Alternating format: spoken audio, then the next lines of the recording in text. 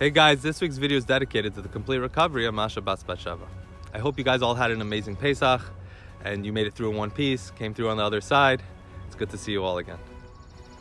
There's a quote from Barbara Bush where she writes that at the end of your life, you're not going to regret not having taken another test, getting another verdict in your favor, or closing another deal. What you're going to regret the most is how much time we spent with a loved one, a spouse, a friend, a parent, a child. We live in a society where by and large our success is defined by what we do at the office, what we do at work, not so much about our home. The fancy car is admired and respected. A stable and healthy household, less so. It used to be home was a place where a person found fulfillment and satisfaction, and work was more associated with responsibility, duty to the family. It's kind of flipped. Now people seek fulfillment and satisfaction from work, and the home is more viewed as a burden and responsibility. Society needs to have a paradigm shift. We need to shift the whole thing back to the way it was meant to be. The home at the center of the life. Fortune 500 should be printing the top 500 marriages, not the top 500 companies. It's time to bring it home where it was meant to be. In Judaism, this is a foundational idea that home plays a central role.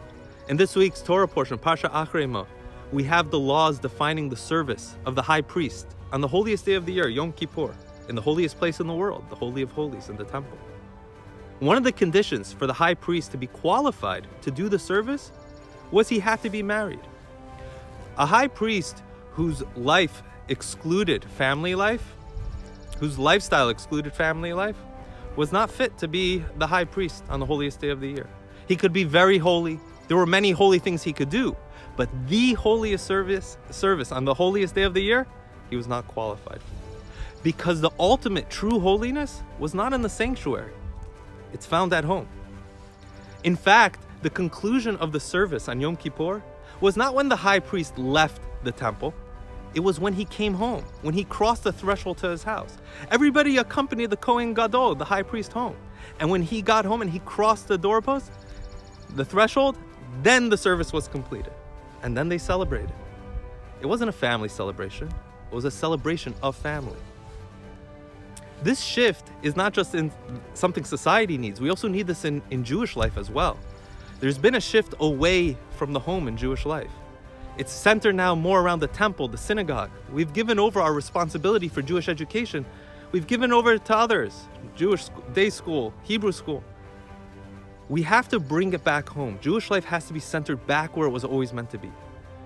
The temple is good, the sanctuary is good, the shul is good, school is good. But the home is the center of Jewish life.